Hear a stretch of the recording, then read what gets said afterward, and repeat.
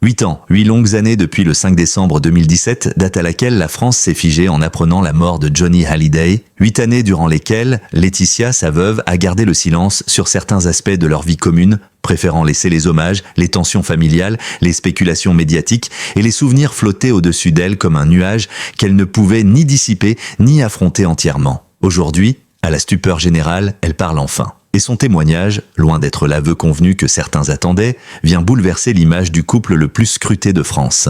Lorsque Johnny s'est éteint dans leur maison de Marnes-la-Coquette, dans une atmosphère d'intimité déchirante et d'une douleur presque palpable, Laetitia a immédiatement compris que sa vie basculait dans une autre dimension, celle d'une figure publique condamnée à pleurer en direct. En l'espace de quelques heures, elle n'était plus seulement la femme d'un artiste, elle devenait la gardienne de sa mémoire, l'héritière d'un empire culturel et émotionnel, la cible de toutes les attentes et parfois de toutes les accusations. Elle n'avait alors que 2 priorités. Ses filles, Jade et Joy, bouleversées par la perte de leur père, et la préservation d'une dignité familiale devenue soudain vulnérable. Derrière les caméras, derrière les photographes postés en permanence, se jouait pourtant une autre histoire, celle d'une femme dévastée, isolée et littéralement assiégée par un tumulte que personne ne pouvait réellement mesurer. Les premiers mois qui suivirent furent un chaos intérieur. Les hommages nationaux, les millions de messages des fans, les cérémonies retransmises en direct, tout cela avait une grandeur incontestable mais aussi une violence silencieuse. Laetitia n'avait ni le temps ni l'espace de vivre son deuil. On l'encourageait à sourire pour les caméras, à rendre hommage publiquement, à se montrer forte pour les enfants. Mais personne ne voyait ce qu'elle vivait vraiment derrière les portes closes, les nuits sans sommeil, les pièces dans la maison où elle ne pouvait plus entrer, l'absence physique qui remplissait chaque recoin. Puis vinrent les polémiques.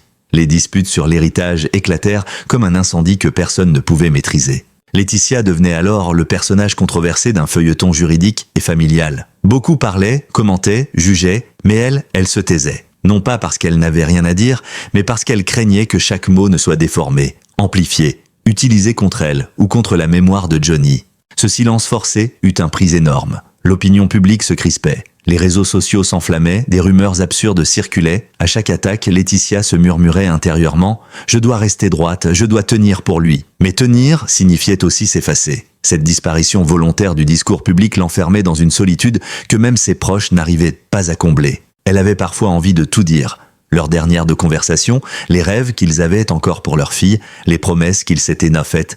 Mais à quoi bon ? L'époque semblait vouloir des polémiques, pas de la nuance. Alors, elle gardait tout pour elle, conservant chaque émotion, chaque souvenir, comme on garde un trésor auquel personne ne doit toucher. Beaucoup s'étaient étonnés que Laetitia passe tant de temps à Los Angeles après la mort de Johnny. Certains y voyaient un éloignement, d'autres un abandon, mais la vérité, qu'elle n'avait jamais formulée publiquement, était beaucoup plus complexe. Los Angeles n'était pas une fuite, c'était un refuge. C'était l'un des rares endroits où elle pouvait marcher dans la rue sans être photographiée, où elle pouvait sortir avec ses filles sans que chaque geste soit interprété. Là-bas, elle redevenait, pour quelques heures, une mère tentant simplement de reconstruire sa famille. Mais même outre-Atlantique, l'absence de Johnny restait oppressante.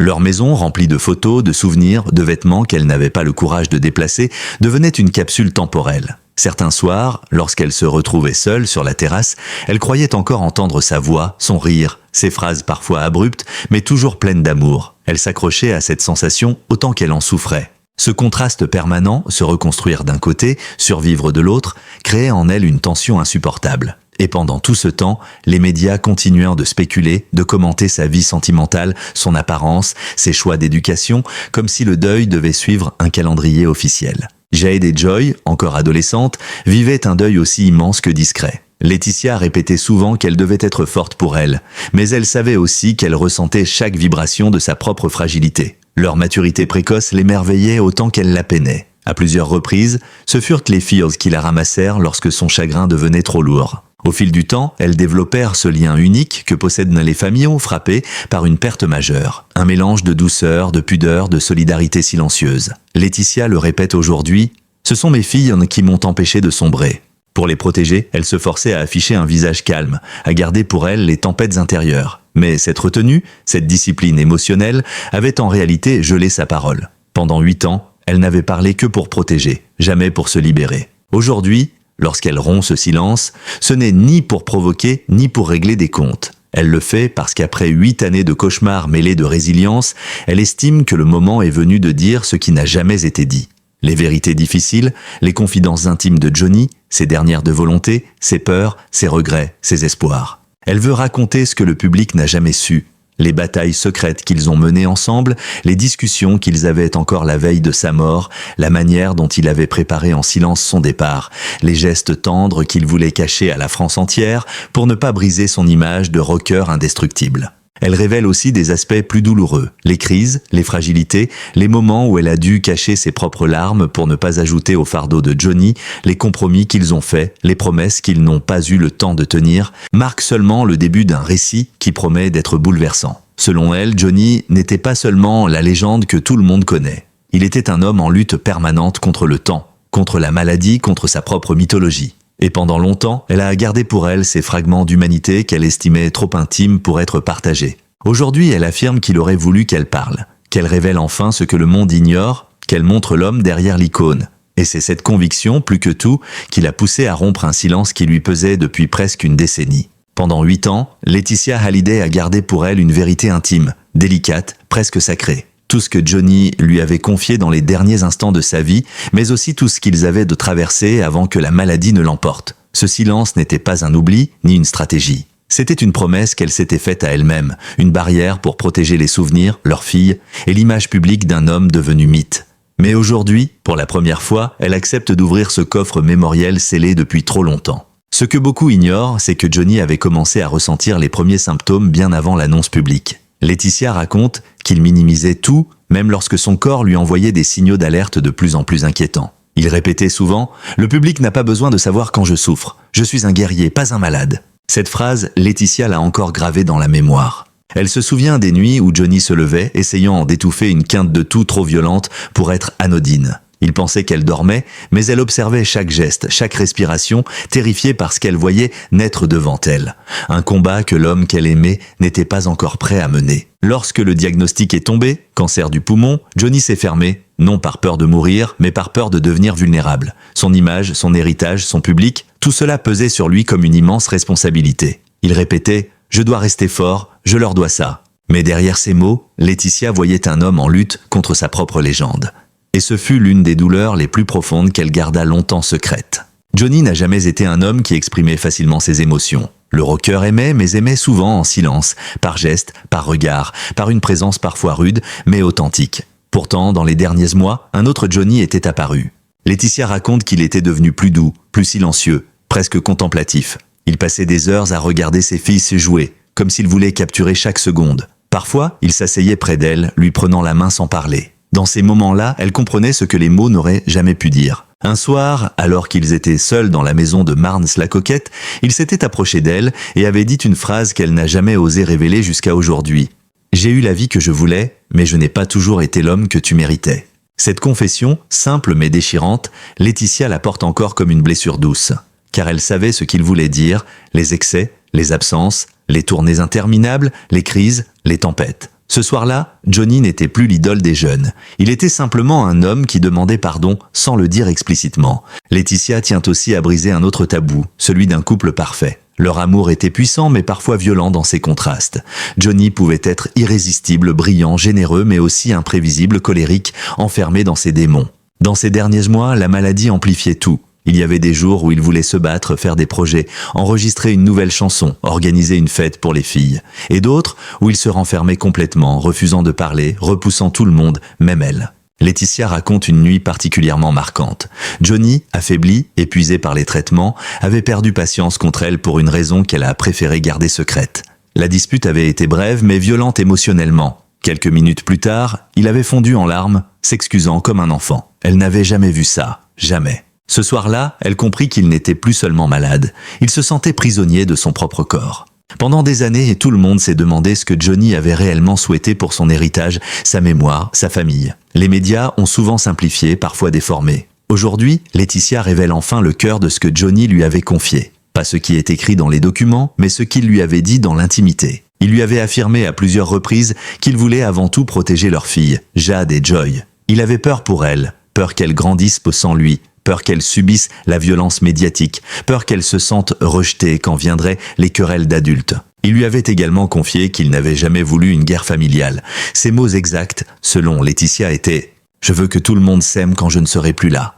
Je ne veux pas que ma mort devienne un combat. » Mais il savait aussi qu'il laissait derrière lui un empire compliqué, des relations fragiles et une famille éclatée par des années de tension. Ce que Laetitia avoue aujourd'hui, c'est qu'elle a vécu avec une culpabilité immense, celle de ne pas avoir su empêcher les conflits, même si elle savait très bien que certaines choses la dépassaient complètement. Dans les derniers jours de Johnny, Laetitia a été le témoin d'un bouleversement intérieur que personne n'aurait imaginé. Il parlait peu, dormait beaucoup, mais lorsqu'il était lucide, il se confiait à elle avec une rare intensité. Un jour, alors qu'elle était assise au bord du lit, il lui avait murmuré « Promets-moi que tu continueras à vivre, pas à survivre, à vivre. Tu es plus forte que tu le crois. » À cet instant, Laetitia avait éclaté en sanglots. Elle ne voulait pas entendre ces mots. Elle refusait l'idée qu'il préparait son départ. Elle voulait croire qu'il se relèverait encore une fois, comme il l'avait toujours fait. Il lui avait aussi demandé quelque chose qu'elle n'avait jamais osé révéler publiquement. Ne pas organiser un hommage trop triste. Il voulait une cérémonie digne, mais pas sombre. Il voulait que les gens chantent, qu'ils se souviennent de la joie, pas de la maladie. « Qu'ils me voient partir en musique ?»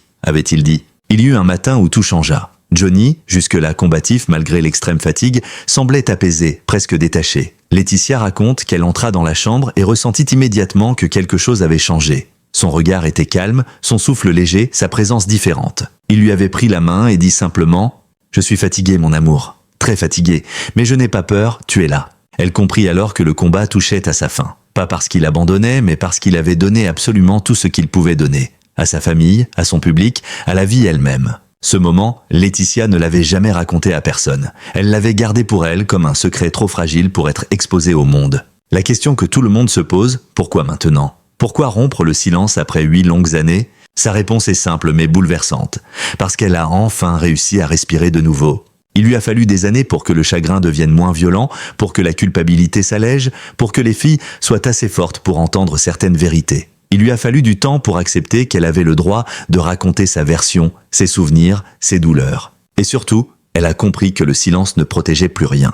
Aujourd'hui, en révélant ses confidences interdites, elle ne cherche ni l'attention ni la justification. Elle cherche à rétablir l'humanité de Johnny, à montrer qu'il n'était pas seulement une idole, mais un homme qui aimait, qui doutait, qui souffrait, qui s'excusait, qui espérait. Un homme que seule Laetitia connaissait vraiment. Lorsque Laetitia Hallyday a enfin accepté de parler, 8 ans après la mort de Johnny, personne ne s'attendait à ce que son témoignage provoque un tel choc. Ce n'était pas une simple interview ni une confession médiatique parmi tant d'autres. C'était un séisme émotionnel, un dévoilement d'une rare intensité, un bouleversement pour les fans, pour la France, et même pour ceux qui n'avaient jamais suivi de près la vie du couple Hallyday. Lorsque les premiers extraits de ces confidences ont été publiés, les réactions ont été immédiates et massives. En quelques heures, les réseaux sociaux ont explosé, des milliers de messages, de vidéos, de commentaires, de débats passionnés. Certains saluaient enfin l'honnêteté d'une femme longtemps réduite au silence, d'autres se retrouvaient bouleversés par l'humanité inattendue du récit. Les médias internationaux ont rapidement relayé l'histoire. Aux États-Unis, en Belgique, au Canada, au Japon, en Australie, le nom de Johnny Hallyday est réapparu dans les titres, comme si le rocker revenait une dernière fois hanter les écrans du monde entier.